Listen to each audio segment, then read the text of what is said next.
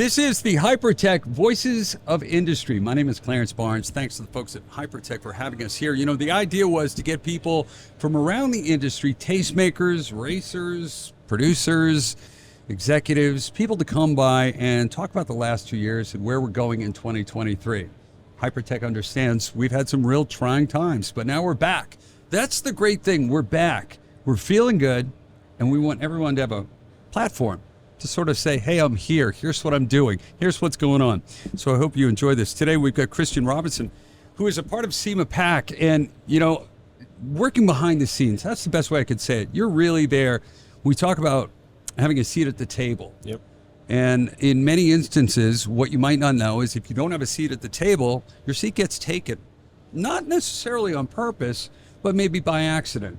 Maybe it's somebody doesn't know about the various facets of our passion, of our hobby, of our livelihood. You know, there's so many little cogs to that wheel. And having a SEMA PAC involved in that, you know, literally boots on the ground, representing us, holding up a hand and saying, hey, we're here. Navigating that maze is really, really important. And you've been a part of that for a while. Yeah. What is your day-to-day like, and where's that going in 2023, and how are you doing? I'm doing well. How are you, Clarence? Good to see you. Thanks for good. I'm really happy to see you. You know, there's something about this, as you get to know Christian, right, and how this works and everything. When you talk about having someone, let's say, a seat at the table, having smart people, having people you enjoy and who understand the business like you, who've been on the street and been out in the Hot Rod Power Tour, been all over the place, seen the cars, seen the people, been invested and passionate about automotive, motorsports, off-road, A to Z. It's great to have you at the table. What's that like? What do people not know about your job? Yeah, it's interesting. Most people, SEMA, they associate it with this awesome trade show in Las Vegas every year. They know that there's the association headquarters in the LA area. What they most don't know is SEMA also has an office in Washington, DC, nation's capital. And what we're focused on is making sure that the people that have built this industry, whose lives depend on it, and the people that buy the products our member companies makes, can continue to do that. You know, it's a huge industry, as you know, 7,000 member companies that employ over 1 million Americans, and I think the last report was $51 billion in annual retail sales. You said something interesting, though. You said if you don't have a seat at the table, someone else is going to take it. Right. What I like to say is if you don't have a seat at the table, odds are you're on the menu. And wow. Ooh, boy, there's a lot of people out there in business who just went, ooh. Yeah. No, but that's true. Yeah. It's really true when you think about it. That's a really good way of looking at it. Think about that. You're on the menu. Yeah. Ouch. So in DC, our focus is 100% making sure, like I said, that people continue to do this because the government, as people that own businesses know, or if they consume the products, they're always regulating the industry, whether it's, think about it, your ability to even tag and title your hot rod, or bigger picture issues like ZEV mandates, emissions compliance, and even taxes for businesses. Right. So we're constantly on the lookout, making sure that we get the right people elected that have our industries back so that we can prevent bad things from happening for the industry and defend it when we need to. You know, the interesting thing, what you're saying, totally true, and I totally agree with.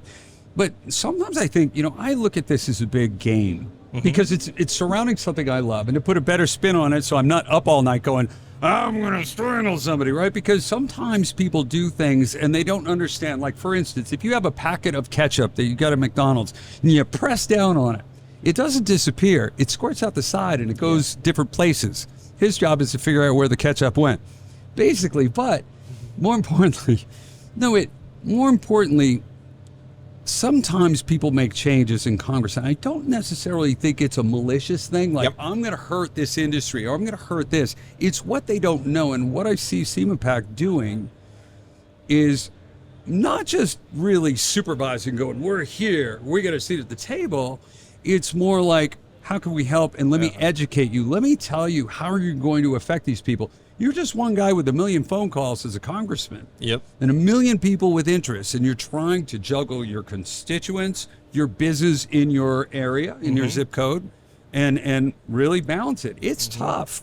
We see everything in little snippets, and you know, but what's really going behind the scenes is 8 million people running around with different ideas and things like that, and having someone at the table who also knows about the business, who knows about the wants and needs for everyone from Edelbrock to Leachco to specialty products company to Hypertech, knowing how they live, breathe, and eat, and keeping them from being the meal. Yeah. You know? You touched on something important. A lot of times what we see when laws are introduced, they are well-intentioned. Right. It's just that the person that has introduced it doesn't have the expertise to properly craft it. There can be unintended consequences. Right. So, yeah, that's a lot of our day-to-day is making sure that lawmakers and regulators are educated on the industry so that when they want to police something or make a change, we're not the collateral damage. And it's not necessarily, and the way I set this up, it's not necessarily a negative thing. It's not like, boy, they're trying to wreck our day or anything like that. And a lot of people go there. I think it's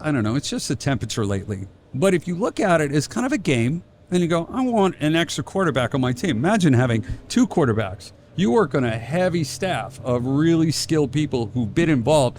The person you work with, who used to be owner of Magnuson Superchargers. Yeah. She is sharp. She's worked with AT&T, Magnuson, now SEMA Pack. I mean, there's some heavy hitters who know what it's like to be on the ownership side, on the user side, on the fan side. I'm on the fan side, but I still want to go out and I still want to, have headers on my car, or I want to be able to do this. And like you say, sometimes there's unintentional consequences, and then that's what I like to stick with, because I think it's easier if we work with relationships and trying to educate people and having a seat at the table. And I think that's what you guys do well. I just wanted to say that because we all tend to get our hair up easy because we're passionate about that. I want my headers. I want my ability to tweak my ECU. Blah, blah, blah. It's difficult to please everyone. So it's a balance, and that's a neat thing you guys are doing. How do people get involved with your pack and what you're doing to sort of help? Because you guys are swinging a big axe. Yeah. How do people get in there? There's lots of ways you can get involved, whether or not you're a consumer or an owner of a member company for SEMA. If you're someone that goes and buys the products, has fun in the garage, and goes on cruises every weekend, you can do a couple things. You can become a SEMA individual member. So for the past year, SEMA has had this new program out where you don't just have to be a business in the industry to join. You can be a consumer and enthusiast. And for a pretty low amount, you can actually join the association and get directly involved through SEMA's individual membership. Or you can join the SEMA Action Network, and that is totally free. That's what I dig. I get the text. Exactly. And it really gives you actionable advice. Things, every once in a while, something will come up, and I'll get a text. And it'll say, here's a number you can call and share your thoughts. Here's a direction you can go. Because sometimes we feel powerless. Sometimes we sit there and go, oh my God, and all you hear is noise and negativity and things like that. But what if you could have something actionable you could do? Something you could really just take action on. And when I get that text, I'm the first one to call. And I'm the first one in on that. And we love it. And yeah, exactly. So where do you live now? I'm between Boston and Los Angeles, but I still technically live in both. I mean, I got an apartment here and there. So say you sign up and you say you live in Boston. We would send you email alerts or text messages for pieces of legislation happening where you live. So in Massachusetts or nationwide. And if we feel that we need to weigh in one way or another, we arm you with that information and why it's important, the talking points, make it super easy for you to get engaged in the political process. And believe it or not, it really works. Their phone rings, believe me. You write letters or ring their phone, big things happen. Especially at the state level. We were working on a bill in Kansas this past year that was good for the industry. And in multiple hearings, we had lawmakers comment on how many emails they had gotten on the issue. Fill them up. Fill them up. And the sponsor was like, I'm really sorry about that, apologizing to the other members of the committee. And for us, we take great pride in that. That our industry is so enthusiastic. Well, you have to, I always say, if you want to bitch, you've got to vote. And that doesn't necessarily mean you have to wait like every 4 years or every, 2 years. It means holding up your hand and being counted. And if you've got a partner like the SEMA Pack, where they say, hey, like I've gotten this for California, where they say we're coming up and there's this law that's going to restrict you being able to own a race car, drive a race car, register this or smog or this.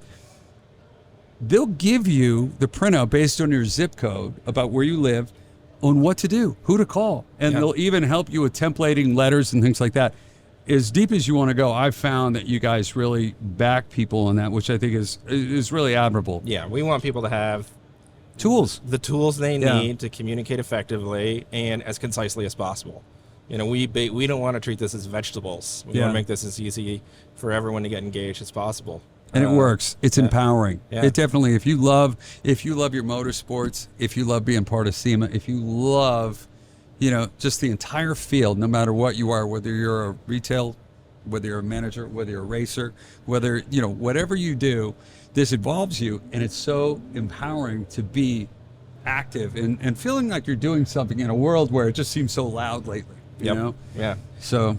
And the other thing I'll touch on, and you mentioned Kim Pendergast of Magnuson, the chairman of our political action committee. Really fabulous awesome. executive, Yeah. super engaging. We spoke the other day, and it's interesting because she's so active. She's so what I would call the front of the chair. And having someone like that, the last person I'd want coming at me is Miss Pendergast. Not because she's intimidating, she's a lady.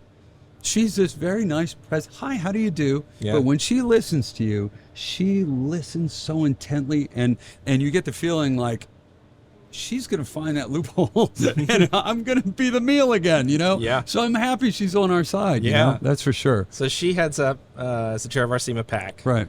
And if you're a member of SEMA, it's interesting. SEMA itself can't use association funds to impact the electoral process. Right, exactly. So what we have to do is we form a political action committee. At election time, you'd see all the ads run by PACs. It's kind of similar. Right.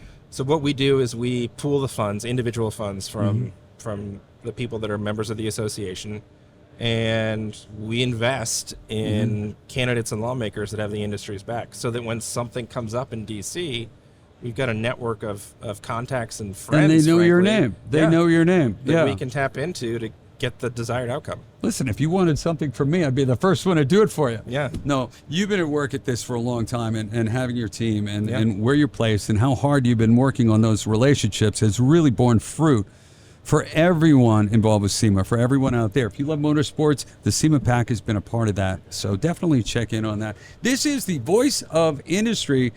Christian Robinson, thank you so much. Great to see you, Clarence. You are like a warrior. You are nonstop. This guy works 24/7, and we're so happy to have you on our side. Thank you. Thanks for having me today. Thanks to Hypertech. Thanks for everyone here at SEMA for stopping by today. We're going to be here all week. If you miss us, you can find all the videos on YouTube, or you can see us here next year at this very spot right at SEMA Central Hall with Hypertech.